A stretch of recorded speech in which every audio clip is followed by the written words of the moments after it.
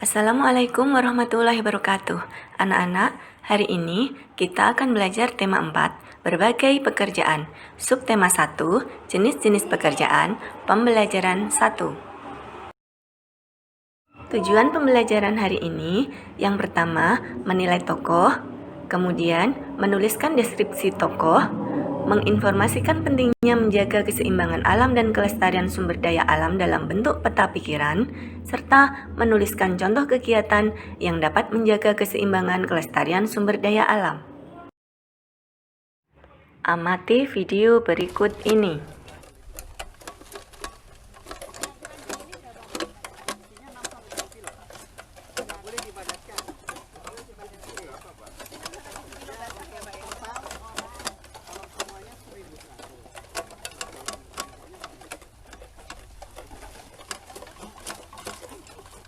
Orang banyak di nomor ini mas di nomor 8. Oh atas ya, terlalu jauh ya, harus jalan 1 kilo. 1 kilonya saya dengan yang beda loh ya. 1 kilo, iya beda, bisa 10 kali lipat loh ya.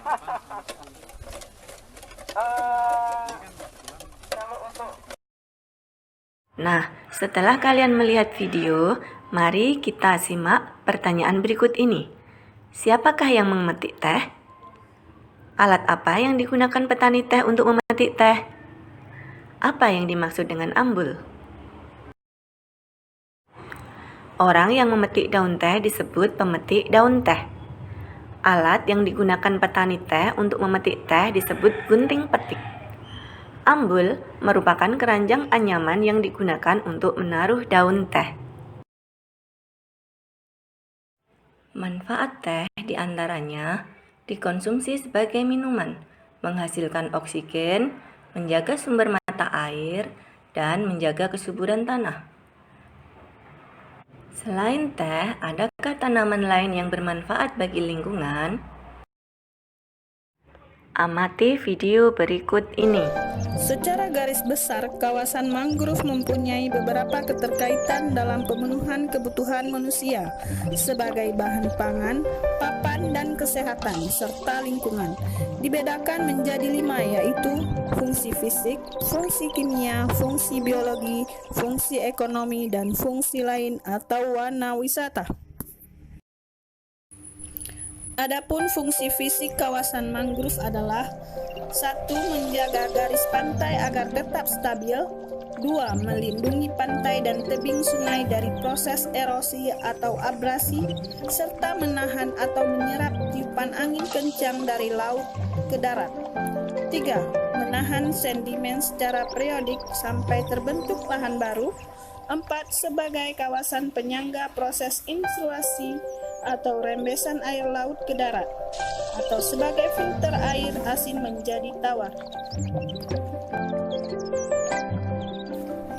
Kemudian adapun fungsi biologi kawasan mangrove adalah sebagai berikut.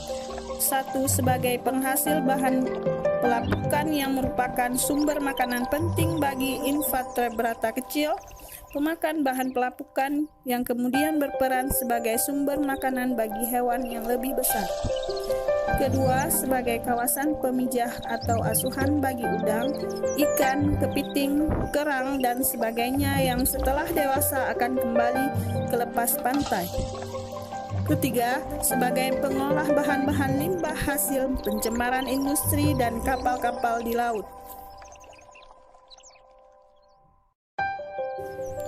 Dan fungsi kimia kawasan mangrove adalah sebagai berikut. Pertama, sebagai tempat terjadinya proses daur ulang yang menghasilkan oksigen. Kedua, sebagai penyerap karbodioksida. Ketiga, sebagai pengolah bahan-bahan limbah hasil pencemaran industri dan kapal-kapal di lautan. Anak-anak, terbatasnya sumber daya alam yang dikelola oleh lingkungan dan adanya eksploitasi oleh manusia, maka pelestarian lingkungan serta sumber daya alam harus dilakukan agar ketersediaan sumber daya alam yang ada masih dapat digunakan oleh manusia di masa depan.